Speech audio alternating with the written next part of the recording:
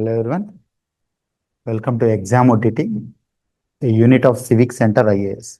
Civic Center IAS మీ అందరికీ తెలుసు. తెలంగాణలో కావచ్చు, ఆంధ్రప్రదేశ్లో కావచ్చు, గ్రూప్ 1 అండ్ గ్రూప్ 2 ఎగ్జామ్స్లో అగ్రగామిగా నిలిచింది. నా అదే సివిక్ సెంటర్ ఐఏఎస్ ఇప్పుడు గ్రూప్ 1, గ్రూప్ 2 యూపీఎస్సి కాకుండా ఇంకా మనకు అనేక రకాల జాబ్స్ ఉన్నాయి. ఈ జాబ్స్ అన్నిటికీ కూడా ఏ రకంగా ప్రిపేర్ అవ్వాలి? అరే ప్రతిసారి నోటిఫికేషన్ పడ్డప్పుడల్లా మనం ప్రతిసారి కోచింగ్ తీసుకోవాలా, లేదా ఒక్కసారి ప్రిపేర్ అయ్యి అదే రివిజన్ చేస్తూ మనం ప్రిపేర్ అవ్వచ్చా? దానికోసం అని చెప్పి ఒక రీసెర్చ్ అంటే బ్యాక్గ్రౌండ్ రీసెర్చ్ చేసి వన్ కోచింగ్ 99+ గవర్నమెంట్ జాబ్స్ అనే ఒక ప్రోగ్రామ్ తీసుకొచ్చింది ఎగ్జామ్ ఓటీటీ కింద. ఈ ప్రోగ్రామ్ ఏంటిది? మనకి మీరు ఒక్కసారి చూస్తే గమనిస్తే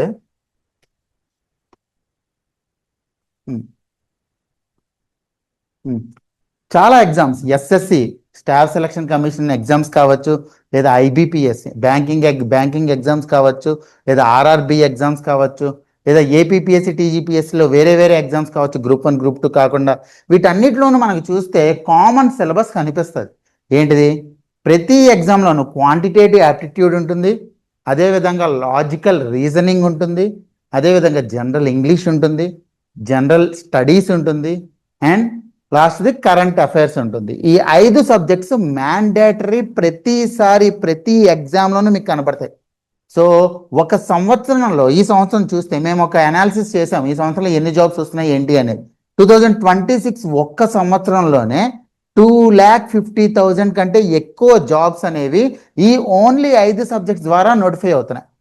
వీటిలో మళ్ళీ కంప్యూటర్ టెస్టింగ్ ఉంటుంది. ఆ కంప్యూటర్ ప్రొఫిషియన్సీ టెస్టింగ్ అనేది కూడా ఒక 6th, ఎందుకంటే నార్మల్ ఎగ్జామ్ తర్వాత అది క్వాలిఫైయింగ్ ఎగ్జామ్లో పెడుతున్నారు. అంటే ఈ 6 కానీ నేర్చుకుంటే, మనం ఒక్కసారి నేర్చుకుని రివిజన్ చేస్తున్నట్టయితే మనం ఖచ్చితంగా ఏదో ఒక జాబ్ అనేది సాధించవచ్చు అని చెప్పి మేము రీసెర్చ్ చేసి మరీ చూసాం. సో ఇప్పుడు దీంట్లో ఈరోజు సెషన్లో మనం ఏం డిస్కస్ చేస్తామంటే, మనకి ఏ subjects important? Quantitative aptitude important, general studies important, logical reasoning important, general English important, and first most importantly current affairs అనేది కూడా ఇంపార్టెంట్.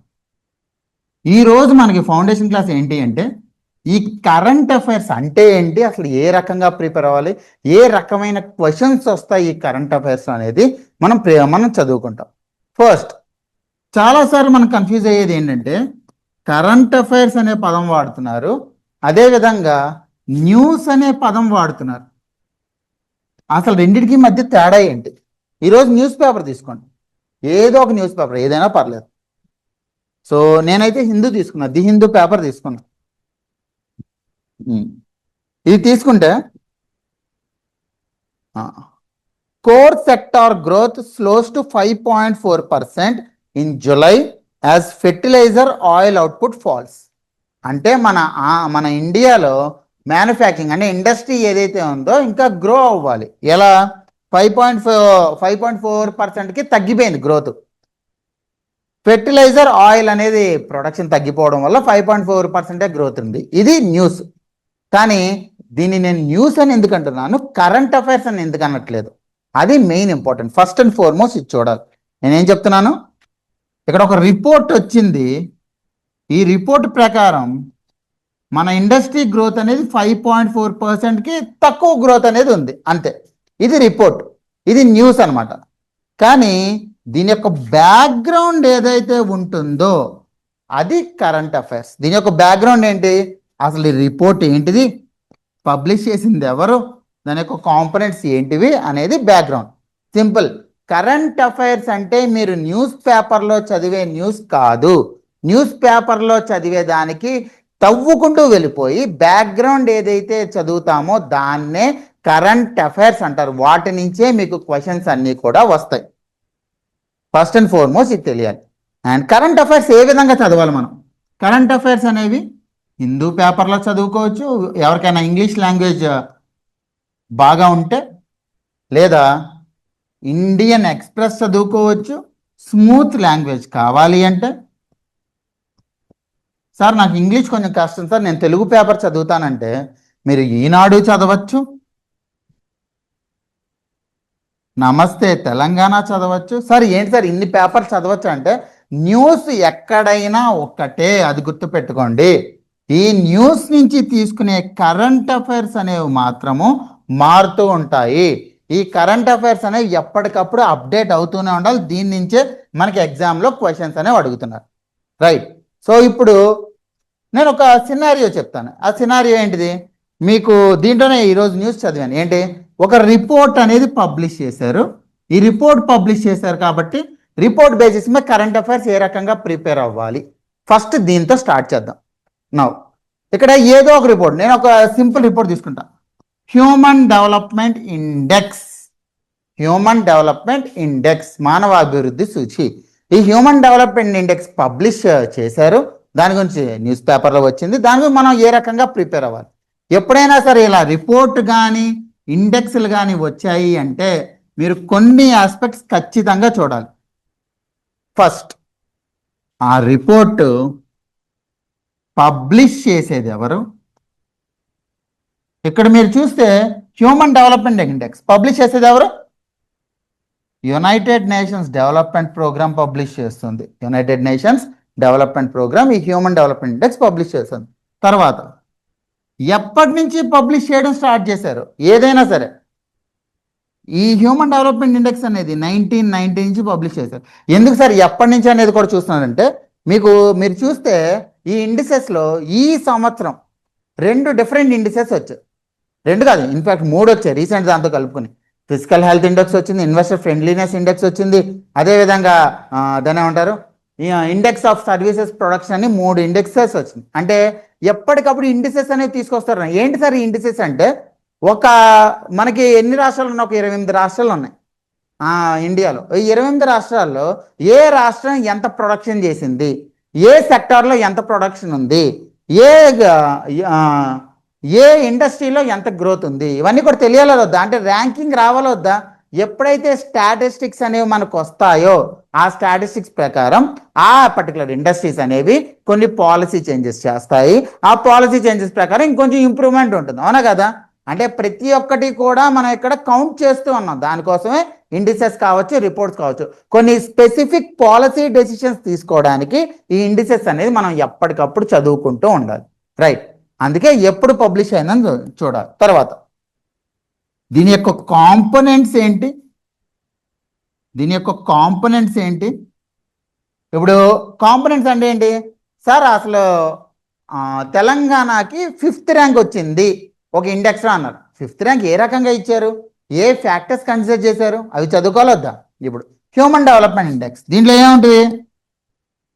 ఇన్కమ్ ఉంటుంది, హెల్త్ ఉంటుంది, ఎడ్యుకేషన్ ఉంటుంది. ఈ 3 ఉంటాయి. ఈ 3 దీని యొక్క కాంపోనెంట్స్. ఈ 3 గురించి మనం తెలుసుకోవాలి. కాంపోనెంట్స్ ఏంటివి? తర్వాత ఈ ఇండెక్స్లో ఇండియా లేదా స్టేట్ ఎగ్జామ్కి ప్రిపేర్ అవుతుంటే తెలంగాణ ర్యాంక్ ఎంత?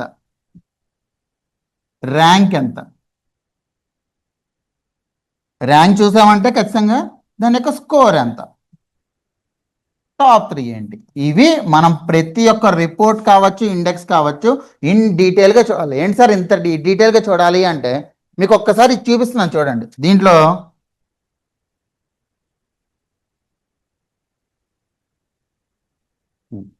నేను చూపించిన దాంట్లో మీకు ఎస్ఎస్సి సిజిఎల్ ఎగ్జామినేషన్ ఉంటుంది, ఎస్ఎస్సి సిహెచ్ఎస్ఎల్ ఎగ్జామినేషన్ ఉంటుంది, బ్యాంక్ ఎగ్జామ్స్ ఉంటాయి. ఇన్ని డిఫరెంట్ టైప్స్ ఆఫ్ ఎగ్జామినేషన్ ఉంటాయి కదా.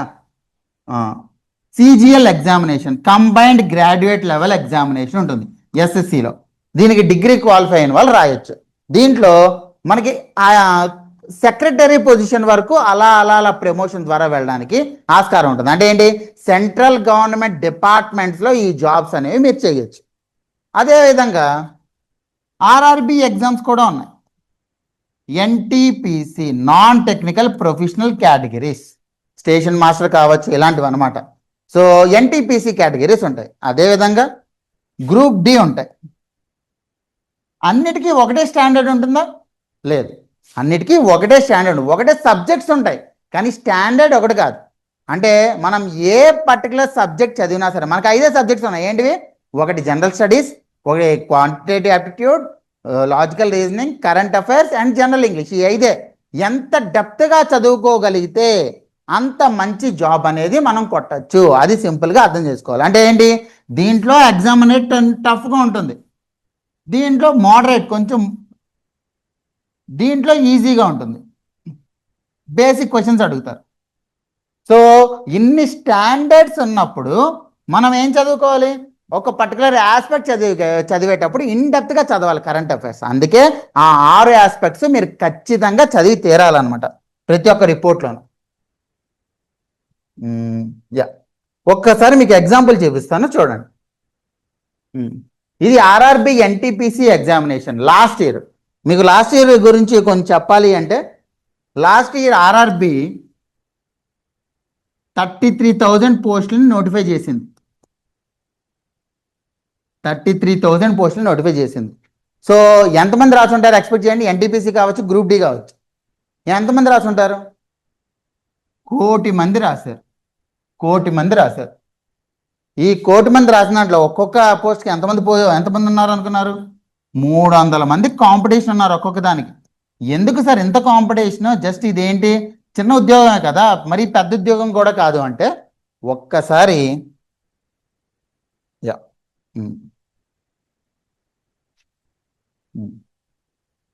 ఒక్కసారి ఈ పర్టికులర్ మ్యాట్రిక్స్ చూడండి. ఈ మ్యాట్రిక్స్ ఏంటి, సెంట్రల్ గవర్నమెంట్ ఎంప్లాయీస్కి 7th పే కమిషన్ ద్వారా లభించే శాలరీస్ అనమాట. ఇవి బేసిక్ పే, కంప్లీట్ పే కూడా కాదు, బేసిక్ పే. ఈ బేసిక్ పే మీద మళ్ళీ డిఎన్ఎస్ అలవెన్స్ అది వేసేసి మొత్తం కన్సాలిడేటెడ్ అమౌంట్ ఇస్తారు. దీంట్లో లీస్ట్ ఆఫ్ ద లీస్ట్ ఒక్కసారి ఇది చూడండి, level 1 grade pay. Level 1 grade పేలో ఎంత అండి? Basic 18,000 basic. అంటే 18,000 నుంచి మనకి నార్మల్గా ఒక గ్రాడ్యుయేషన్ చదివి బయటకు వచ్చిన ఒక కుర్రాడు వస్తే నీకు ఎక్స్పీరియన్స్ అని అడుగుతారు. ఎక్స్పీరియన్స్ లేకపోతే 10,000, మెకానికల్ వాళ్ళైతే 10,000తోనే స్టార్ట్ అవుతుంది, 15,000 ఈ రకంగానే ఉంటుంది. మహా అయితే 20,000. ఇక్కడ ఏంటి, ఒక గ్రూప్ డి లేదా ఒక వాచ్మెన్ లేదా ఒక సెక్యూరిటీ గార్డ్ జాబ్కి మీకు 18,000 శాలరీ ఉంటుంది. అదే రిక్రూట్మెంట్ టైంలోనే మీరు ఒక మంచి జాబ్ కొట్టారు, లైక్ సిజిఎల్, స్టార్టింగ్ ఎంత? 56,900 స్టార్టింగ్. అంటే ఏంటిది ఇది? ఇది 7th పే కమిషన్లో పే బ్యాండ్ అనమాట. సార్ 7th పే కమిషన్ ఏంటి? చాలామంది 8th పే కమిషన్ గురించి మాట్లాడుతున్నారంటే, 8th పే కమిషన్ మొన్న 2025 నవంబర్లో కాన్స్టిట్యూట్ చేశారు. దాని రిపోర్ట్ అనేది వచ్చిన తర్వాత దాన్ని పబ్లిష్ చేయాలి, నెక్స్ట్ ఇయర్ పబ్లిష్ అవుతుందేమో. సో ఒక్కసారి 8th పే కమిషన్ వస్తే ఈ 18,000 ఉన్న అతనికి 30,000 అయిపోతుంది, ఈ 56,000 ఉన్న అతనికి 80,000 అయిపోతుంది. అంటే అర్థం ఏంటి, ఉన్న కొద్దీ గవర్నమెంట్ జాబ్స్ యొక్క సేఫ్టీ ఎప్పుడు ఉన్నట్టే, కానీ జాబ్స్లో శాలరీస్ కూడా ఎక్కువ అవుతున్నాయి. ఎప్పుడైతే శాలరీస్ పెరుగుతూ ఉంటాయో ఆటోమేటిక్గా దాని యొక్క అట్రాక్షన్ పెరుగుతుంది. ఆటోమేటిక్గా ఎక్కువ మంది, ఈవెన్ ఐఐటిఎన్స్ కూడా మీరు చూస్తే గ్రూప్ 1 కావచ్చు, ఆర్ అదర్వైజ్ సివిల్ సర్వీసెస్ కావచ్చు, ఆర్ అదర్వైజ్ సిజిఎల్ ఎగ్జామినేషన్ కావచ్చు, ఐఐటిలో చదివిన వాళ్ళు కూడా రాస్తున్నారు. సార్ వాళ్ళకేమైంది సార్, వాళ్ళకి మంచి ఎడ్యుకేషన్ ఉంది కదా అంటే, that is about job security. Job security ఏ రకంగా ఉంది అనేది ఇప్పుడు ఇంపార్టెంట్. ఆ జాబ్ సెక్యూరిటీ అనేది central government jobs and state government జాబ్స్లో ఉన్నంతగా ఇంకా ఎక్కడా కూడా ఉండదు. అర్థమైందా? రైట్. దాని గురించే అంతమంది, అంటే 1,00,00,000 మంది ఒక ఎగ్జామ్ రాయడం ఏంటి అసలు? ఒక 1,00,00,000 మంది ఒక ఎగ్జామ్ రాస్తారు. ఆర్ఆర్బి గ్రూప్ డి అనేది ఒక 1,00,00,000 మంది రాశారు, 1.08 crores టు బి ప్రెసైజ్. అంతమంది రాస్తున్నారంటే ఏదో ఒక అట్రాక్టివ్ ఫ్యాక్టర్ ఉంటుంది కదా. జాబ్ సేఫ్టీ ఒకటి అండ్ శాలరీ బ్యాండ్స్ ఒకటి, ఈ రెండు కూడా మంచి అట్రాక్టివ్ ఫ్యాక్టర్స్ కింద కనపడ్డాయి. ఇప్పుడు అదే దానికి సంబంధించిన ఒక క్వశ్చన్ పేపర్ ఇది. ఒక్కసారి చూడండి, which state of India produces the highest quality of jute? Basic general studies question. West Bengal, Bangladesh రీజన్లో ఎక్కువ పండిస్తారు. కొంచెం కిందకి వెళ్ళి అసలు కరెంట్ అఫైర్స్ క్వశ్చన్స్ ఏవి ఇచ్చారు అనేది కొంచెం చూద్దాం.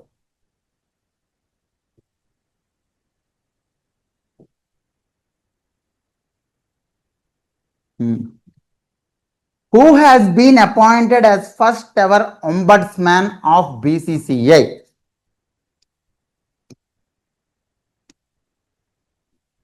మనం ఇక్కడ ఏం చూసాము, రిపోర్ట్స్ చూసాం. రిపోర్ట్స్ ఏ రకంగా చదవాలి. నెక్స్ట్ మనం చూసిన దాంట్లో ఒక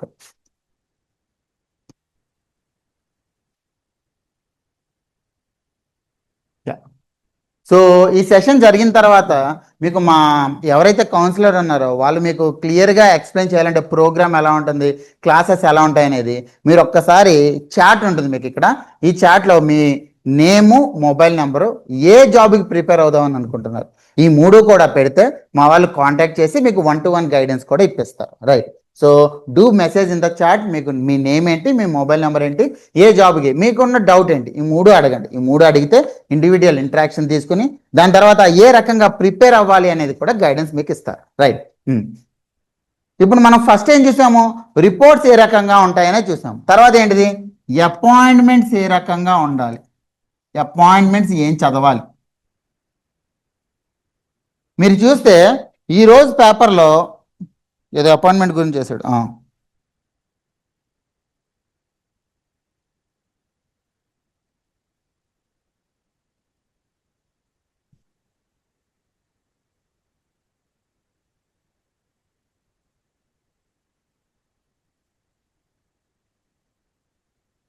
ఇక్కడ ఇది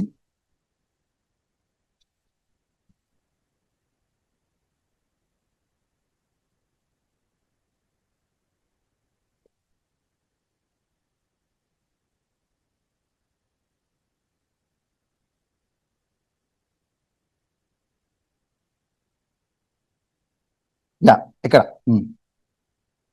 Sergio Gor was appointed as US envoy to India. Sergio Gor అని US ambassador to India appoint అయ్యాడు. సో ది అపాయింట్మెంట్ అనేవి chief justice of India appointments కావచ్చు, ఆర్ అదర్వైజ్ మనం అనుకుంటున్న సిబిఐ డైరెక్టర్ జనరల్ అపాయింట్మెంట్ కావచ్చు, లేదా ఐబీ డైరెక్టర్ జనరల్ అపాయింట్మెంట్ కావచ్చు. ఇలా ఎక్కువ మందిని అపాయింట్మెంట్ చేసిన దాన్ని మనకు క్వశ్చన్స్ అడిగే ఛాన్సెస్ ఉంటాయి. ఏ రకంగా అవి చదవాలి. First,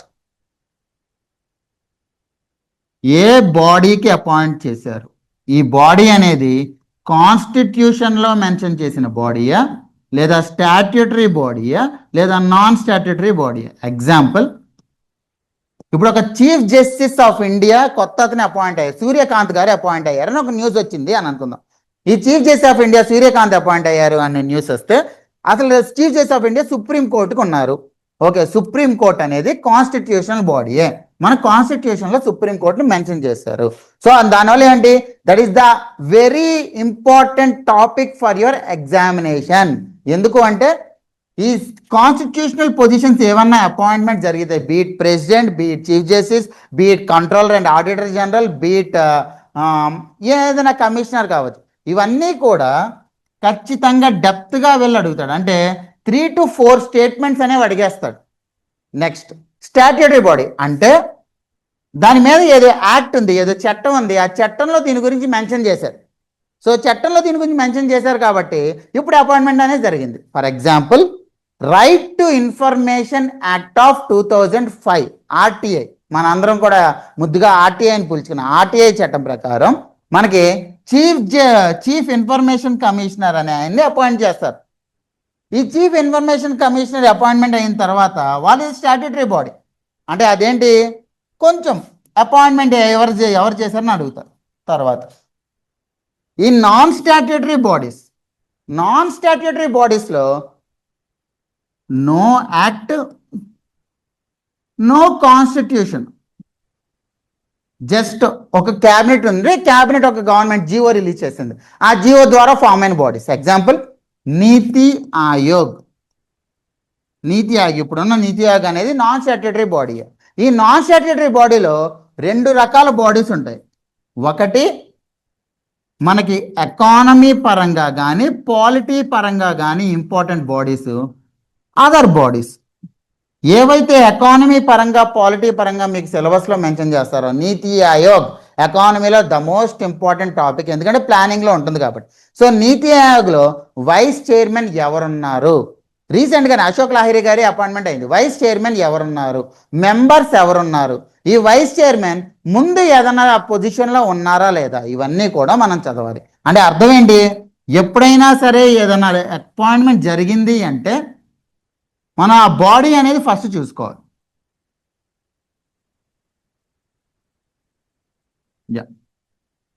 first, what type of body, type of body constitutional, స్టాట్యూటరీయా, నాన్ స్టాట్యూటరీయా. తర్వాత ఒకవేళ ఈ రెండు అయితే నెక్స్ట్ దానికి లాస్ట్ 3 to 5 మెంబర్స్ ఎవరున్నారు, లాస్ట్ 3 to 5 జడ్జెస్ ఎవరు, లాస్ట్ 3 to 5 ప్రెసిడెంట్స్ ఎవరు, ఈ యొక్క ఆర్డర్ చూడాలన్నమాట. ఫర్ ఎగ్జాంపుల్ రీసెంట్గానే 16th finance commission report submit చేసింది. అరవింద్ పనగారియా గారు చైర్మన్గా ఉన్న రిపోర్ట్. ఈ 16th ఫినాన్స్ కమిషన్ అనేది కాన్స్టిట్యూషనల్ బాడీ. ఫినాన్స్ కమిషన్ అనేది కాన్స్టిట్యూషనల్ బాడీ. వాడు ఎలా అడుగుతాడు? 16th ఫినాన్స్ కమిషన్ చైర్మన్ అనే వాళ్ళు అడగడు, ఎందుకంటే అది చాలా చిన్న ప్రశ్న, స్టాండర్డ్ ఎగ్జామ్, స్టాండర్డ్ చాలా తక్కువ స్టాండర్డ్. అదే సిజిఎల్ స్టాండర్డ్ ఏం అడుగుతాడు? 12th, 13th, 14th, 15th, 16th ఈ 5 బాడీస్ ఇచ్చి ఈ ఐదు డిఫరెంట్ కమిషన్స్కి చైర్మన్ ఎవరు, 15th ఫినాన్స్ కమిషన్ చైర్మన్ ఎవరు NK Singh, 14th finance commission chairman ఎవరు వైవి రెడ్డి. ఇలాగా చైర్మన్ ఎవరు అనేది తెలుసుకోవాలి. అంటే లాస్ట్ 3 to 5 ఏవైతే బాడీస్ ఉన్నాయో, లాస్ట్ 3 to 5 అపాయింట్మెంట్స్ ఏవైతే ఉన్నాయో అవి ఖచ్చితంగా తెలుసుకోవాలి for constitutional bodies and statutory bodies. తర్వాత ఒకవేళ some important bodies like NITI Aayog are finance commission లాంటి ఇంపార్టెంట్ బాడీస్ అయితే మీరు దానికి సంబంధించి మెంబర్స్ యొక్క బ్యాక్గ్రౌండ్, అంటే వాళ్ళ యొక్క ఎడ్యుకేషనల్ క్వాలిఫికేషన్ కావచ్చు, ప్రీవియస్గా దేంట్లో వర్క్ చేశారు, మెంబర్స్ యొక్క బ్యాక్గ్రౌండ్ అండ్ అదర్ మెంబర్స్ ఎవరున్నారు వీళ్ళ గురించి తెలుసుకోవాలి. సో అపాయింట్మెంట్స్ అనేది ఖచ్చితంగా మీకు ఏదో ఒక క్వశ్చన్ వస్తూనే ఉంటుంది. రైట్. 4 ఈ పర్టికులర్ బాడీ యొక్క హెడ్ క్వార్టర్స్ ఎక్కడ ఉంది అదేనా? సో ఇప్పుడు సపోజ్ మీరు చూస్తే దాన్ని ఏమంటారు, central depository services limited CDSL అనేది ఒక ఎకానమీకి సంబంధించిన బాడీ. దాని హెడ్ క్వార్టర్స్ ఎక్కడ ఉంది? దాని ముంబైలో ఉంటుంది. నాబార్డ్ ఉంది, దాని హెడ్ క్వార్టర్స్ ఎక్కడ ఉంది? ఈ హెడ్ క్వార్టర్స్ అనేది ఇంపార్టెంట్ అవుతుంది. తర్వాత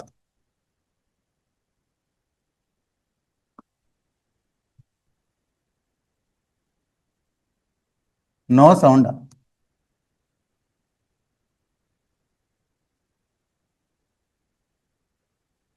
హలో, యా వినిపిస్తుందండి. మీ సైడ్ ఒకసారి చెక్ చేసుకోండి, వినిపిస్తుంది. నెక్స్ట్ కరెంట్ అఫైర్స్లో ఇంకా కొన్ని ఒకసారి చూద్దాం, ఇంకా ఏ టైప్ ఆఫ్ క్వశ్చన్స్ ఇస్తున్నారు అని.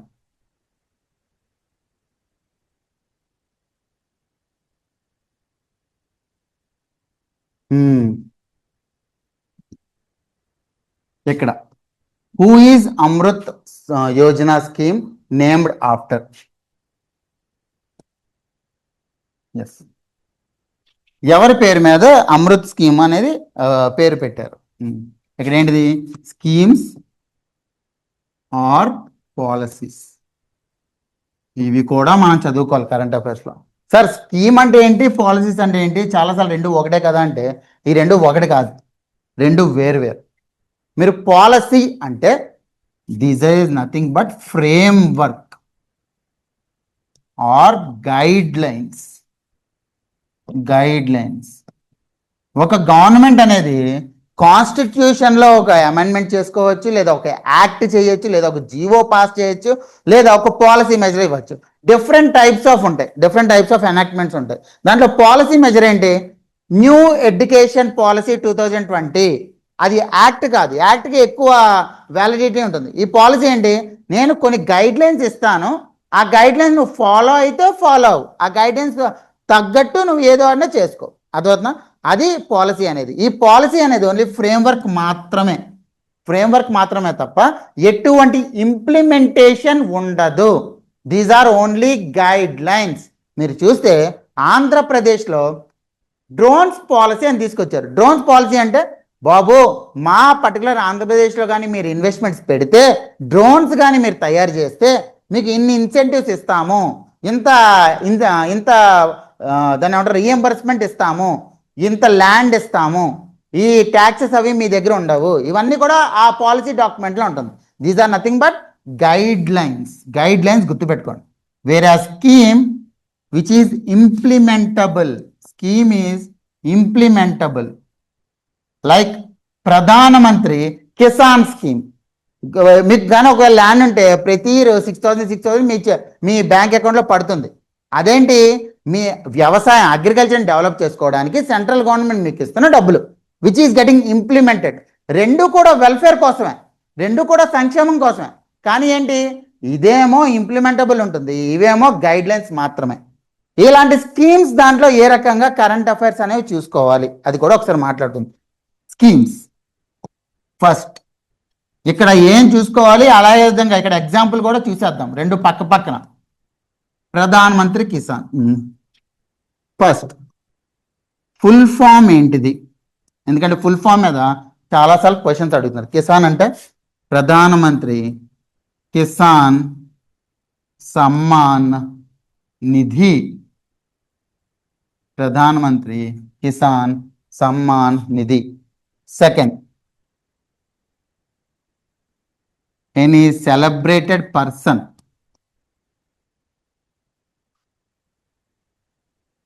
దీనికి ఏంటి ప్రిఫిక్స్ ప్రధానమంత్రి అనేది ఉంది. కానీ కొన్ని స్కీమ్స్లో లైక్ దీన్ దయాల్ ఉపాధ్యాయ గ్రామ జ్యోతి యోజన, అదేవిధంగా మా ఆంధ్రప్రదేశ్లో తీసుకుంటే డొక్కా సీతమ్మ క్యాంటీన్, డొక్కా సీతమ్మ క్యాంటీన్. అదేవిధంగా తెలంగాణ చూసుకుంటే రాజీవ్ ఆరోగ్యశ్రీ, ఆరోగ్యశ్రీ. ఇవన్నీ ప్రిఫిక్సెస్ అనమాట. వీటిలో కొంతమంది ఇంపార్టెంట్ పీపుల్ ఉంటారు. లైక్ ఈసారి ఆంధ్రప్రదేశ్ ఏదైనా ఎగ్జామ్ జరిగింది అంటే ఈ డొక్కా సీతమ్మ గారి గురించి ఖచ్చితంగా అడుగుతారు. అదేవిధంగా మీరు ఏ స్కీమ్ తీసుకున్నా సరే ఆ స్కీమ్ ఎవరి పేరు మీద ఉంది, ఆ పేరు సెలబ్రేటెడ్ పర్సన్ గురించి మీరు తెలుసుకున్నారా లేదా, అది ఖచ్చితంగా ఉండాలి. తర్వాత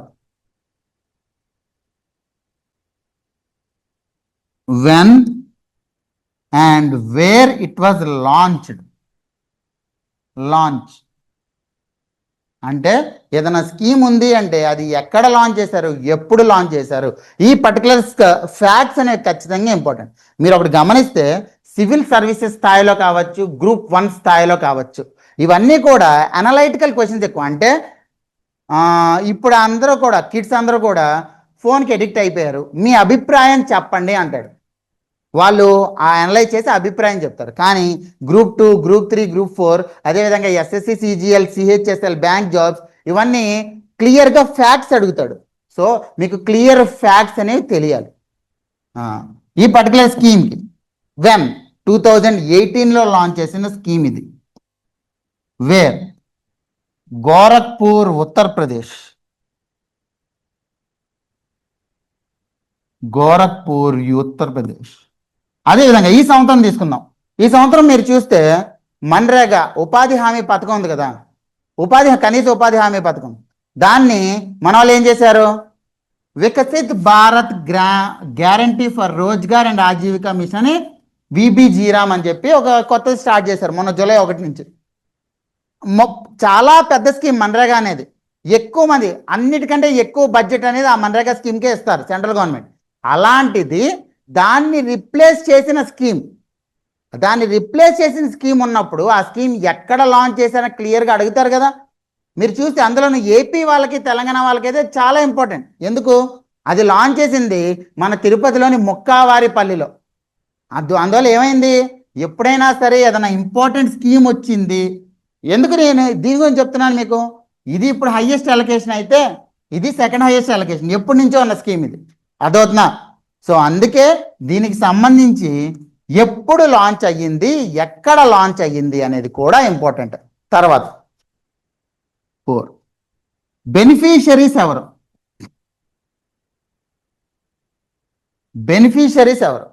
ఈ ప్రధానమంత్రి స్కీము, కిసాన్ స్కీము అగ్రికల్చర్ ఫార్మర్స్కి బెనిఫిషరీస్గా ఉంటారు. ఫార్మర్స్ ఎక్కువ బెనిఫిషరీస్గా ఉంటారు. తర్వాత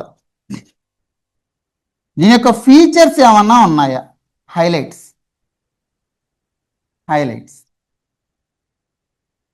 ఈ ప్రధానమంత్రి కిసాన్ స్కీమ్ కింద ఎవ్రీ ఇయర్ 6,000 రూపాయలు ఇస్తారు 3 టైమ్స్ కింద. అంటే ఒక్కొక్కసారి 2,000 నాట్లు వేసిన ప్రతిసారి కూడా మనకి ఇస్తారు. తర్వాత బడ్జెట్ అలొకేషన్స్ ఎంత, బడ్జెట్లో ఎంత అలొకేట్ చేశారు? దీనికి ఈసారి 87,000 crores అలొకేట్ చేశారు. అర్థమవుతుందా?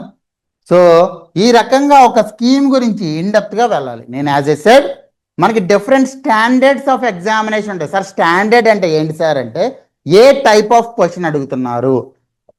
New Delhi is the capital of India which is the silliest question, అవునా కదా? అదేంటి గ్రూప్ డి ఎగ్జామినేషన్లో అడుగుతున్నారు అనుకున్నాం. కొంచెం పైకి వెళ్ళి ఎన్టీపీసీ ఎగ్జామ్లో నాన్ టెక్నికల్ ప్రొవిజనల్ కేటగిరీస్ ఏం అడుగుతారు? First one, New Delhi is the economic capital of India or New Delhi is the financial capital of India.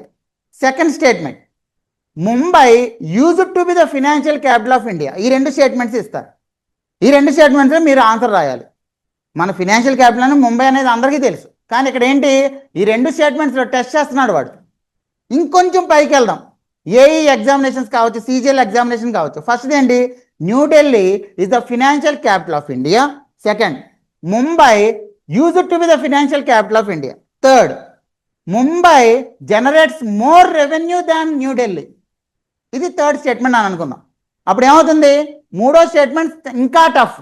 దాని గురించి క్లియర్గా తెలుసుకోవాలి. అంటే ఏంటి, స్టాండర్డ్ పెరిగే కొద్దీ దాంట్లోకి వెళ్ళే డెప్త్ ఎక్కువ ఉంటుంది. అందువల్లే మీరు ఇవన్నీ కేటగిరీస్ కూడా చదువుకోవాలి. అర్థమైందా? రైట్. నెక్స్ట్ ఇంకే టైప్ ఆఫ్ క్వశ్చన్స్ వస్తున్నాయి మనకు చూద్దాం.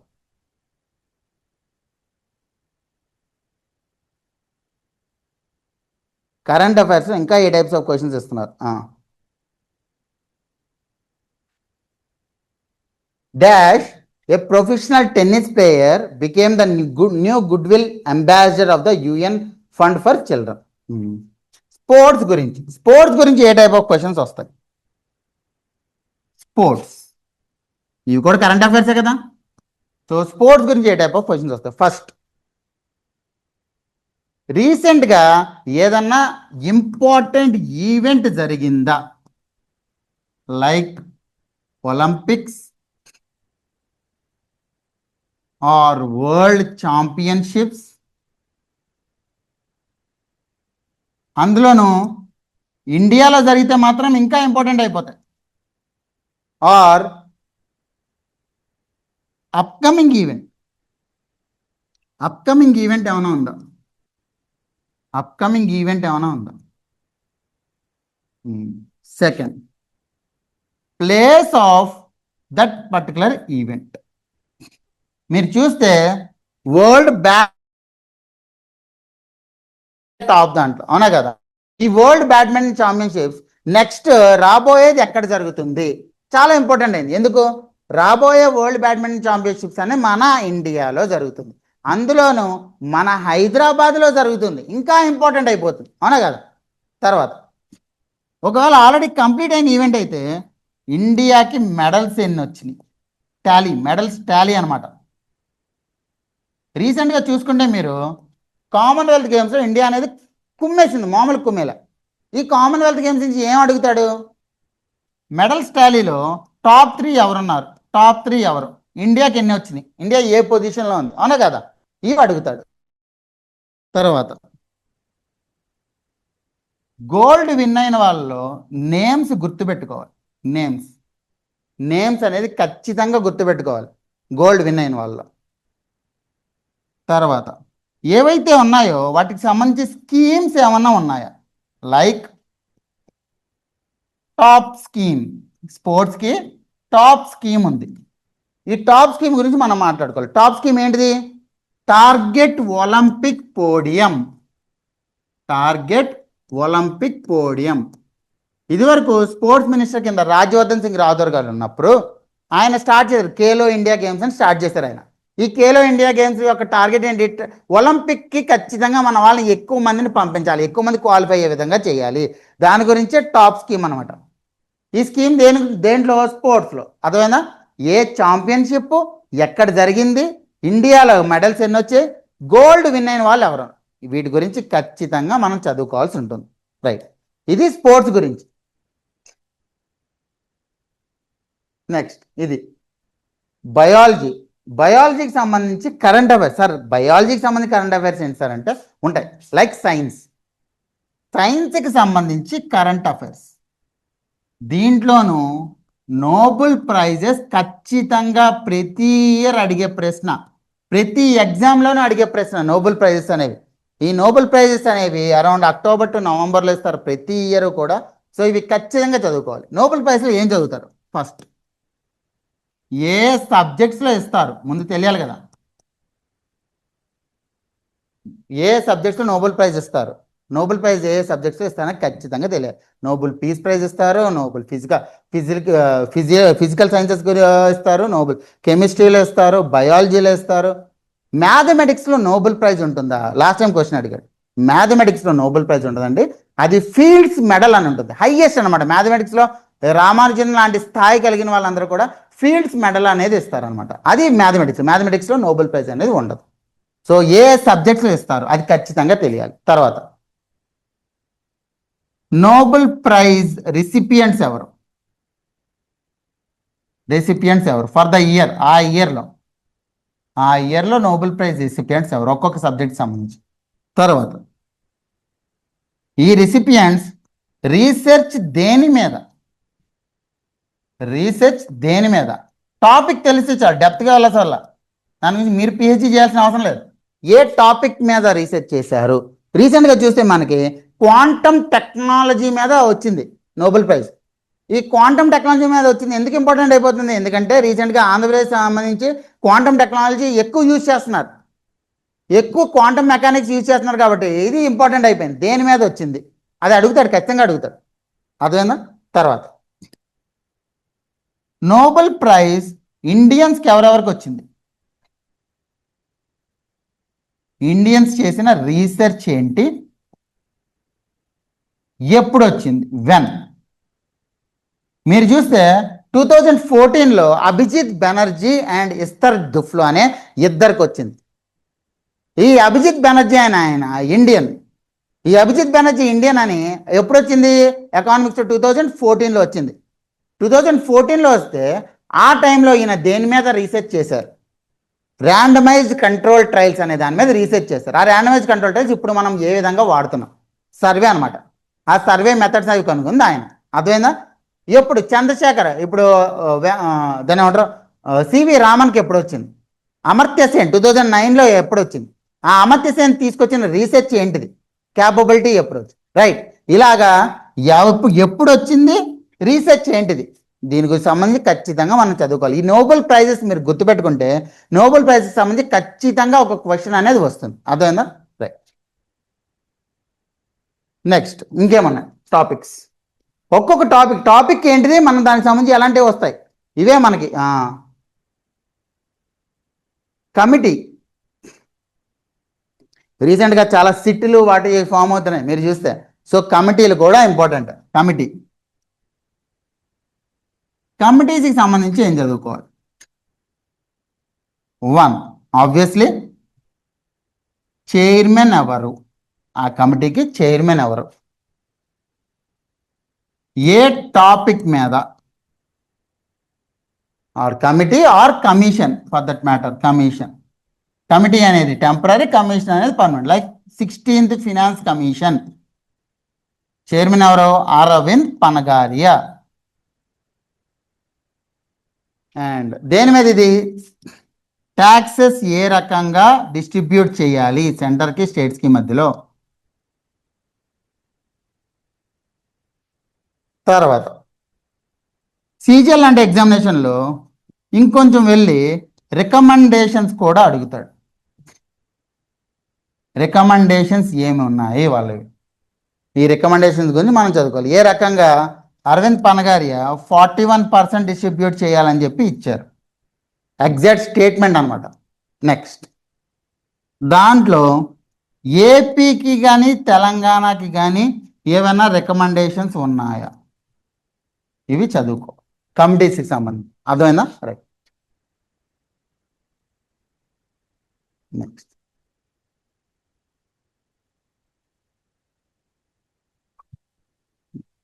ఇంకొకటి చూద్దాం, సీజీఎల్ ఎగ్జామినేషన్. 2025లో సీజీఎల్ ఎగ్జామినేషన్ కూడా జరిగింది. ఈ సీజీఎల్ ఎగ్జామినేషన్లో ఏ టైప్ ఆఫ్ క్వశ్చన్స్ అడుగుతున్నారు? జనరల్ అవేర్నెస్, చెప్పానా? Where and when was 59th national cross country championships held. ఇది స్పోర్ట్స్కి సంబంధించిన ఎక్కడ అని చెప్పి అడిగాడు. నెక్స్ట్ ఇది చూడండి, రథయాత్ర ప్రతి ఇయర్ వస్తుంది ఆషాఢ మాసంలో. ఈ రథయాత్ర గురించి ఎలాంటి క్వశ్చన్ అడిగాడు? 3 స్టేట్మెంట్ క్వశ్చన్ అడిగేశాడు. చూసారా, డెప్త్గా వెళ్తున్నాడు ఎక్కడన్నా.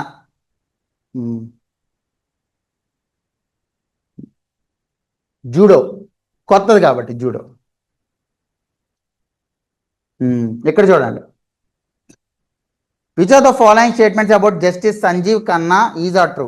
అప్పట్లో 2025 ముందు. Is the 51st chief justice of India, succeeded JY Chandrachud, served as CJI from 2023. Next ఇంకేమన్నాయి? ఇంకా టైప్స్ ఏమన్నాయి? పాలసీస్కి సంబంధించి ఇక్కడ ఏమడిగాడు? ఫీచర్స్ అడిగాడు. నేషనల్ పాపులేషన్ పాలసీ 2000 ఫీచర్స్ ఏంటివి?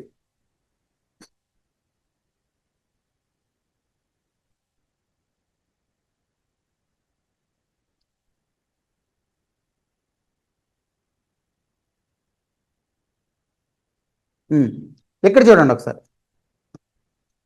What is the main objective of national framework for climate services launch in 2024? Only objective మాత్రమే అడిగాడు, బేసిక్.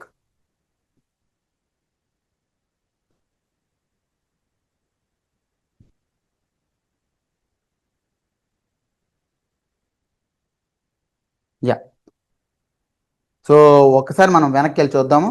ఏం చూసాం మనం? Reports and indices. ఏ రకంగా రిపోర్ట్స్ పబ్లిష్ చేసేది ఎవరో, ఎప్పుడు పబ్లిష్ చేశారు, దాని కాంపోనెంట్స్ ఏంటివి, ఇండియా కావచ్చు తెలంగాణ కావచ్చు ఏ పొజిషన్లో ఉన్నాయి, దాని స్కోర్ ఎంత, టాప్ 3లో ఏమేమి ఉన్నాయి. అపాయింట్మెంట్స్, ఏ బాడీకి అపాయింట్ అయ్యారు వాళ్ళు, అది కాన్స్టిట్యూషనల్ బాడీయా, స్టాట్యూటరీ బాడీయా, నాన్ స్టాట్యూటరీ బాడీయా, లాస్ట్ 3 to 5 ఎవరున్నారు అపాయింట్ అయిన, చైర్మన్ కావచ్చు వాళ్ళు కావచ్చు, ఆ మెంబర్స్ యొక్క బ్యాక్గ్రౌండ్ ఏంటి, ఆ పర్టికులర్ బాడీ యొక్క హెడ్ క్వార్టర్స్ ఏంటిది. తర్వాత schemes and policies, full form ఏంటిది ఆ స్కీమ్ది, ఎవరైనా సెలబ్రేటెడ్ పర్సన్ పేరు మీద ఉందా, అది ఎప్పుడు ఎక్కడ లాంచ్ అయింది, బెనిఫిషియరీస్ ఎవరో, ఫీచర్స్ ఎలా ఉంటాయి, హైలైట్స్ ఏంటివి, బడ్జెట్ అలొకేషన్ అంతా. నెక్స్ట్ స్పోర్ట్స్లో ఇంపార్టెంట్ ఈవెంట్ ఏమైనా జరిగిందా రీసెంట్గా, ఎక్కడ జరిగింది, ఇండియా యొక్క మెడల్స్ టాలీ ఎంత, టాప్ 3లో ఎవరున్నారు, గోల్డ్ సాధించిన వాళ్ళ నేమ్స్ ఏంటి, స్కీమ్స్ ఏంటి. నెక్స్ట్ కరెంట్ సైన్స్కి సంబంధించి నోబెల్ ప్రైజెస్, సబ్జెక్ట్స్ ఏంటివి, నోబెల్ ప్రైజ్ రెసిపియంట్స్ ఎవరు, రీసెర్చ్ ఏంటిది, అండ్ ఎవరైతే ఇండియన్స్ ఎవరున్నారు, నోబెల్ ప్రైజ్ సాధించిన ఇండియన్స్ ఎవరు, వాళ్ళు రీసెర్చ్ ఏంటి, ఎప్పుడు సాధించారు, ఇవి. ఇంకేం అడగచ్చు? ఏ రోజు న్యూస్ పేపర్ ఒకసారి చూద్దాం, ఇంకేమైనా అడుగుతాడా.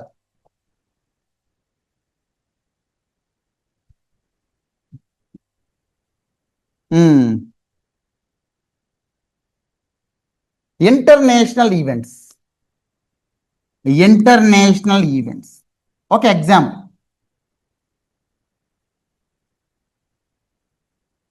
ఇదేమో west Asia, Iran, Iraq, Saudi Arabia, Oman ఉండే రీజన్. ఇదేమో ఇండియా,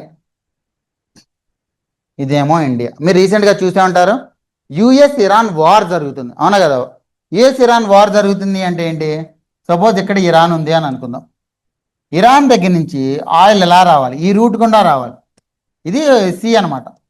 ఎవరైనా సరే ఈ రూట్ కిందనే ఇండియాకి ఆయిల్ తీసుకురావాలి, అవునా, పెట్రోల్ డీజిల్ లాంటివి. ఇప్పుడు ఇది చూస్తే దీన్నే స్ట్రైట్ ఆఫ్ హార్ముజ్ అని అన్నారు, straight of Hormuz. US Iran పైన అటాక్ చేసింది. ఎప్పుడైతే యుఎస్ ఇరాన్ పైన అటాక్ చేసిందో, ఇరాన్ ఏం చేసింది, బాబు దీని గుండా ఎవరిని వెళ్ళనాం అని చెప్పేసింది. అప్పుడు ఏమైంది, ఇండియాకి మొత్తం ఆగిపోయి, సప్లై అంతా, ఇంపోర్ట్స్ అంతా ఆగిపోయి, ఇండియాలో ఏమైంది, పెట్రోల్ ప్రైసెస్ సమాంతం పెరిగిపోయాయి, పెట్రోల్ ప్రైసెస్ సమాంతం పెరిగిపోయి. ఇది జరిగింది. అంటే ఏంటి, ఎక్కడో జరిగిన ఒక ఈవెంట్ ఇండియా మీద ఇంపాక్ట్ చూపెట్టింది, అవునా కదా. అందుకే ఇంటర్నేషనల్ ఈవెంట్స్ ఆఫ్ ఇంపార్టెన్స్ అని చెప్పి మీకు ఒక సిలబస్లో ఇస్తాడు. దానికి సంబంధించి ఏ రకంగా చదువుకోవాలి. ఎప్పుడైనా సరే ఇంటర్నేషనల్ ఈవెంట్స్ అన్నాడు అంటే జాగ్రఫికల్ ఆస్పెక్ట్ చదవాలి మీరు, జాగ్రఫికల్ ఆస్పెక్ట్. ఈ పర్టికులర్ దాంట్లో చూద్దాం. ఫస్ట్ ఇరాన్ నైబరింగ్ కంట్రీస్ ఏంటివి, నైబరింగ్ కంట్రీస్ ఏంటి? తర్వాత ఇరాన్ చుట్టుపక్కల ఏ సీస్ ఉన్నాయి? మెడిటరేనియన్ సీ ఉంది, కాస్పియన్ సీ ఉంది, బ్లాక్ సీ ఉంది. ఈ సీస్ ఉన్నాయి. ఈ సీస్కి ఆనుకుని ఉన్న కంట్రీస్ ఏంటి? తర్వాత ఈ స్ట్రైట్ ఆఫ్ హార్ముజ్ చుట్టుపక్కల ఉన్న కంట్రీస్ ఏంటి? స్ట్రైట్ ఆఫ్ హార్ముజ్ చుట్టుపక్కల ఉన్న కంట్రీస్ ఏంటివి?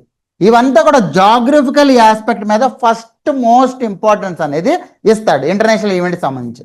ఇంకా ఇంటర్నేషనల్ ఈవెంట్స్లో ఇంకా దేనికి ఎక్కువ ఇంపార్టెన్స్ ఇస్తాడు? రిపోర్ట్స్లో పొజిషన్స్కి ఇస్తాడు. అంటే హ్యూమన్ డెవలప్మెంట్ ఇండెక్స్లో టాప్ 3 ఏ కంట్రీస్ ఉన్నాయి?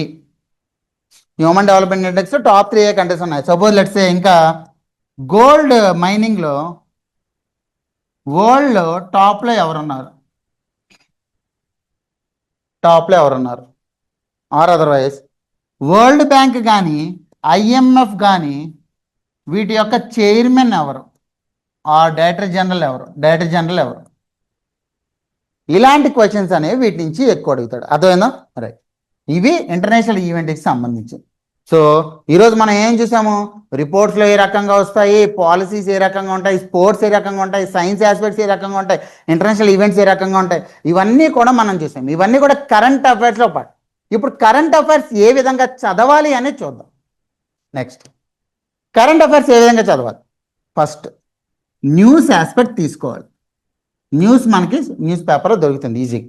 News is nothing but the report, as simple as that. Report. ఈ న్యూస్కి సంబంధించి మనం ఫస్ట్ తెలుసుకోవాల్సింది కరెంట్ అఫైర్స్ టాపిక్ ఏంటిది? యుఎస్ ఇరాన్ వార్, ఇది న్యూస్. కరెంట్ అఫైర్స్ టాపిక్ ఏంటి? Straight of Hormuz.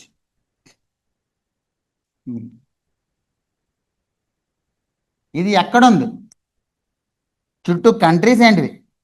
ఇలా ఒక్కొక్క టాపిక్ రాసుకోవాలి. ఒక నోట్స్ తీసుకోవడము, డైలీ ఏ కరెంట్ అఫైర్స్ ఉన్నాయి, ఒక 10 టాపిక్స్ ఉంది. మన టెలిగ్రామ్ ఛానల్లో కూడా, సివిక్ సెంటర్ ఐఎస్ టెలిగ్రామ్ ఛానల్లో కూడా ఉంటాయి. దాంట్లో మీరు చూస్తే ఆ టెలిగ్రామ్ ఛానల్లో మీకు ఏ టాపిక్స్ ఉన్నాయి అని చెప్పి ఇస్తాడు. ఆ టాపిక్స్ తీసుకోవడము, ఒక్కొక్క టాపిక్ మీద నోట్స్ చేసుకోవడం. ఆర్ అదర్వైజ్ మన సివిక్ సెంటర్ ఐఎస్ ఛానల్లో ప్రతిరోజు ఈవినింగ్ అనేది మీకు కరెంట్ అఫైర్స్ ఒక 6 పేజెస్ పెడతాడు. అది మొత్తం చదువుకోవాలి, చదువుకుని నోట్స్ చేసుకోవాలి. సో ఈ విధంగా మీరు ఎప్పటికప్పుడు కరెంట్ అఫైర్స్ ప్రిపేర్ అవుతూ ఉంటే ఈ కరెంట్ అఫైర్స్లోనే డెప్త్గా వెళ్ళినప్పుడు మీకు జనరల్ స్టడీస్ సబ్జెక్ట్ కూడా కవర్ అయిపోతుంది. ఎలా సార్ అది అంటే సింపుల్. రీసెంట్గానే తమిళనాడులో కిలాడి సివిలైజేషన్ ఒకటి బయటపడింది. ఎక్స్కవేషన్స్ అనమాట, త్రవ్వకాల్లో బయటపడింది. అప్పుడు ఏం చేస్తారు? ఆ కిలాడి సివిలైజేషన్ ఎక్కడ, అసలు వేరే సివిలైజేషన్, ఇండస్ వ్యాలీ సివిలైజేషన్ ఏంటి, ఆర్యన్ సివిలైజేషన్ ఏ రకంగా ఉంది, ఈ వేదిక్ సివిలైజేషన్ ఏంటిది, ఈ లేటర్ వేదిక్కి ఋగ్వేదిక్కి తేడా ఏంటి, ఇవన్నీ తెలుస్తాయి. అవునా కదా? అంటే మనకి కరెంట్ అఫైర్స్తో ముందువి కూడా సంబంధం ఉంటాయి, అది మనం గుర్తించాలి. అర్థమైందా? సో ఈ రకంగా మీరు నోట్స్ అనేది ఎప్పటికప్పుడు చేసుకోవాలి. నోట్స్ ఉంటే తప్ప మీరు కరెంట్ అఫైర్స్ అని ప్రిపేర్ అవ్వాలి. ఒక్కసారి మీకు నోట్స్ ఉంది అంటే నోట్స్ కొంత ఖాళీ వదిలేసేయండి ప్రతి టాపిక్కి. ఎందుకు సార్ అంటే ఈరోజు యుఎస్ ఇరాన్ వార్ జరిగింది, ఈరోజుతో అయిపోతుందా? ఒకరోజు కొట్టుకుని వదిలేస్తారా? 6-7 నెలలు జరుగుతుంది. ఈ 6-7 నెలల్లో ఏవైతే అప్డేట్స్ ఉన్నాయో అక్కడ నేను నోట్ చేసుకుంటాను. అర్థమైందా? This is how current affairs should be prepare.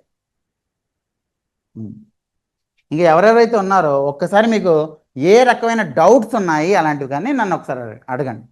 So మీరు చూస్తే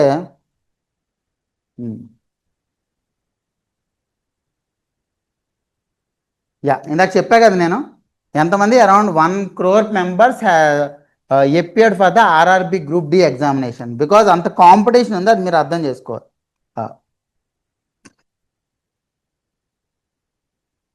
మీకు 1 కోచింగ్ 99+ గవర్నమెంట్ జాబ్స్ అన్నారు కదా, ఏంటివి ఈ 6? ఫస్ట్ది క్వాంటిటీ ఆప్టిట్యూడ్, నెక్స్ట్ది logical reasoning, general English, general studies and current affairs. ఈ 5 సబ్జెక్ట్స్ ఎగ్జామ్లో క్వాలిఫై అయిన తర్వాత అయితే మీకు ఇంటర్వ్యూ ఉంటుంది. ఆ ఇంటర్వ్యూ గైడెన్స్ మన దగ్గర ప్రొవైడ్ చేస్తారు. లేదా మీకు కంప్యూటర్ ప్రొఫిషియన్సీ టెస్ట్ ఉంటుంది, అది కూడా మన దగ్గర క్లాసెస్ చెప్తారు. ఈ మొత్తం 6 ఆస్పెక్ట్స్ కూడా మీకు కంప్లీట్ క్లాసెస్ అనేవి ఈ 31st ఆగస్ట్ నుంచి స్టార్ట్ అవుతాయి. నెక్స్ట్ బ్యాచ్ అనేది 31st ఆగస్ట్ నుంచి స్టార్ట్ అవుతాయి. మీకు కంప్లీట్గా 5 months క్లాసెస్ ఉంటాయి. ఈ క్లాసెస్ అనేవి మార్నింగ్ 8 to 10:30 ఒక క్లాస్ ఉంటుంది, 11 to 1:30 ఒక క్లాస్ ఉంటుంది ఎవ్రీ డే. ఈ క్లాసెస్ మీకు ఆన్లైన్లో అవైలబుల్ ఉంటాయి, ఆఫ్లైన్లో అవైలబుల్ ఉంటాయి. రికార్డెడ్ వీడియోస్ బ్యాకప్ కూడా ఇస్తారు మీకు, రికార్డెడ్ వీడియోస్ బ్యాకప్ కూడా ఇస్తారు. ఈ క్లాసెస్ 31st నుంచి స్టార్ట్ అవుతుంది. దానికి సంబంధించి మొన్న ఓరియంటేషన్ సెషన్ జరిగింది. నిన్న వెంకట్ సార్ ఫౌండేషన్ క్లాస్ చెప్పారు, జనరల్ స్టడీస్ ఏ విధంగా చదవాలని. ఈరోజు నేను కరెంట్ అఫైర్స్ తీసుకున్నాను. సో మీకు క్లాసెస్ అనేవి 31st నుంచి స్టార్ట్ అవుతాయి. రైట్. ఎందుకు అసలు ఎగ్జామ్ ఓటీటీలో జాయిన్ అవ్వాలి? ఎందుకంటే for the first time we're giving a course for the other jobs than APPSC and TGPSC group 1 అండ్ గ్రూప్ 2. మేము లాస్ట్ 6 yearsలో చూస్తే టీజీపీఎస్సీ గ్రూప్ 1కి ఇచ్చాం 563 పోస్టులో మాకు 149 ర్యాంక్స్ వచ్చాయి. 149 స్టూడెంట్స్ మన దగ్గర నుంచి సెలెక్ట్ అయ్యారు. మీరు గ్రూప్ 1లో ఏపీపీఎస్సీలో చూస్తే 110 పోస్టులో 43 ర్యాంక్స్ మనకు వచ్చాయి. ఈ ఇయర్ ఏపీపీఎస్సీ గ్రూప్ 1 2026లో చూస్తే 35 ర్యాంక్స్ వచ్చాయి 87లో. గ్రూప్ 2 అయితే 220 వచ్చాయి, 285 వచ్చాయి. అంటే గ్రూప్ 1 గ్రూప్ 2లో ప్రూవెన్ టెక్నిక్తో ముందుకు వెళ్ళిన వాళ్ళం. ఇప్పుడు ఇదే particular proven technique which is reverse engineering technique, RET. ఈ రివర్స్ ఇంజనీరింగ్ టెక్నిక్తో అదర్ జాబ్స్కి, other government jobs like SSC, IBPS, RRB and FC and other central government jobs, other జాబ్స్కి మేము కోచింగ్ ఇవ్వడానికి చూసినప్పుడు నేను కింద చెప్పాను, రీసెర్చ్ చేస్తే ఈ 5 సబ్జెక్ట్సే ప్రతి దాంట్లోనూ ఈ 5 సబ్జెక్ట్స్ ఉన్నాయి. కాబట్టి 1 కోచింగ్ 99+ గవర్నమెంట్ జాబ్స్ అనేది మేము స్టార్ట్ చేసాము. ఈ క్లాసెస్ అనేది 31st నుంచి స్టార్ట్ అవుతాయి. రైట్. ఈ రివర్స్ ఇంజనీరింగ్ టెక్నిక్ అంటే ఏంటి? రివర్స్ ఇంజనీరింగ్ టెక్నిక్, ఇంజనీరింగ్ అంటే ఏంటి? స్లో ప్రాసెస్ ఫాలో అవుతూ ముందుకెళ్ళడం, దాన్నే ఇంజనీరింగ్ అంటారు. ఫస్ట్ ప్రీవియస్ ఇయర్ క్వశ్చన్స్ చూడాలి. ఏ ఎగ్జామ్ కన్నా ఇదే ఇంపార్టెంట్. సివిల్ సర్వీసెస్ ఎగ్జామినేషన్ అదే ఇంపార్టెంట్. ఎందుకంటే ఎగ్జామినర్ మైండ్ సెట్ తెలుస్తుంది. దీనితో పాటు టాపిక్స్ తీసుకోవాలి. ఈ టాపిక్స్ ఏవైతే ఇంపార్టెంట్ ఉన్నాయో ఇంపార్టెంట్ ప్రకారం ప్రయారిటీ చూసుకోవాలి. ఈ ప్రయారిటీ చూసుకుని టాపిక్స్ ప్రిపేర్ అవ్వాలి. ప్రిపేర్ అయ్యి మళ్ళీ టెస్టులు రాయాలి. This is what reverse engineering technique is. క్లాసెస్లో ప్రిపేర్ అవుతారు. అదన్నా ఇదే process repeat repeat repeat repeat repeat ఎన్నిసార్లు, ఎన్ని ఎక్కువ సార్లు చేస్తే అన్ని ఎక్కువ మార్కులు వస్తాయి. యా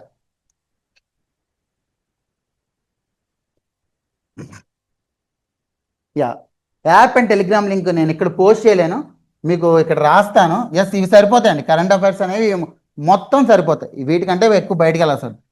టెలిగ్రామ్లో మీరు చూస్తే ఐఏఎస్ ఐఫెన్ కరెంట్ అఫైర్స్ అని ఉంటుంది ఛానల్ నేమ్. లేదా మీరు ఈ నెంబర్కి వాట్సాప్ చేస్తే వాళ్ళు మీకు పెడతారు, లింక్ పెడతారు. 95019 ఈ నెంబర్కి పంపిస్తే వాళ్ళు మీకు లింక్ పెడతారు. అదేనా టెలిగ్రామ్ లింక్స్. రైట్. ఇంకా ఇది ఈరోజు కరెంట్ అఫైర్స్ టాపిక్. ఏమైనా డౌట్స్ ఉన్నాయి అంటే ఒక్కసారి నన్ను అడగండి, ఆ డౌట్స్ అనేవి నేను క్లారిఫై చేస్తాను. మీరు చాట్లో మెసేజ్ చేయొచ్చు. ఎవరికైనా ఈ ప్రోగ్రామ్ మీద ఇంట్రెస్టెడ్గా ఉంది అంటే మీ నేము అండ్ మొబైల్ నెంబర్ అనేది చాట్లో మెసేజ్ చేయండి. నేను మా కౌన్సిలర్స్కి ఇస్తాను. వాళ్ళు మీకు కాల్ చేసి ప్రోగ్రామ్ ఏ విధంగా ఉంటుంది అండ్ ప్రోగ్రాంలో ఇంకా 1-to-1 ఇంటరాక్షన్ ఏ రకంగా ఒకసారి అరేంజ్ చేసి గైడెన్స్ అనేది మీకు ఇప్పిస్తారు. ఏ జాబ్కి ప్రిపేర్ అవ్వాలి, ఏ కోర్సుకి ప్రిపేర్ అవ్వాలి. మీరు చూస్తే సివిల్ సర్వీసెస్ స్థాయి నుంచి మనకి గ్రూప్ డి జాబ్స్ వరకు కూడా ఒక్కొక్కటి అనమాట. అంటే సివిల్ సర్వీసెస్ అండ్ గ్రూప్స్ అనేవి ఇప్పటిదాకా సివిక్ సెంటర్లో మేము ఇచ్చాం, సక్సెస్ సాధించాం రివర్స్ ఇంజనీరింగ్ టెక్నిక్ ద్వారా. ఇప్పుడు ఎగ్జామ్ ఓటీటీలో వేరే జాబ్స్ అన్నిటికీ కలిపి అక్కడ స్టూడెంట్స్ వెయిట్ చేస్తున్నారు. ప్రతిసారి కోచింగ్ తీసుకోవాలి. ఆ కోచింగ్ తీసుకోకుండా సింగిల్ కోచింగ్తో ఏ రకంగా మనం క్రాక్ చేయాలి అనేది మేము ఇప్పుడు స్టార్ట్ చేస్తాం. రైట్. సో మీకు ఏమైనా డౌట్స్ ఉంటే ఒక్కసారి గ్రూప్లో అడగండి, చాట్లో అడగండి, లేదా మీరన్నా ఒకసారి చాట్లో అడిగితే నేను మీకు ఆన్సర్ చెప్తాను. Anusha, Eshwari, Umran, Oppo A78 5G.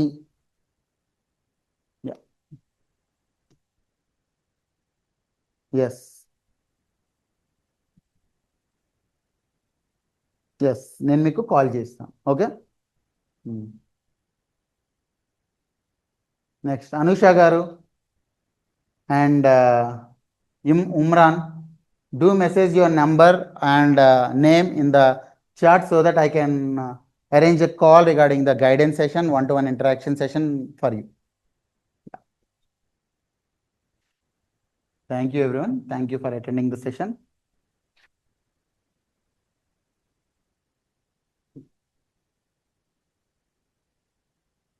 Yeah, నేను మీకు అరేంజ్ చేస్తాను, కాల్ అరేంజ్ చేస్తాను, నేను మీకు ఇబ్బంది లేదు. ఓకేనా?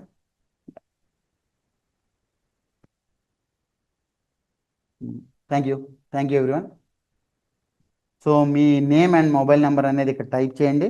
నేను మీకు 1-to-1 గైడెన్స్ సెషన్ అరేంజ్ చేస్తాను. సో కెరీర్ గైడెన్స్ కూడా ఇస్తారు దాంట్లో. ఓకే. Thank you.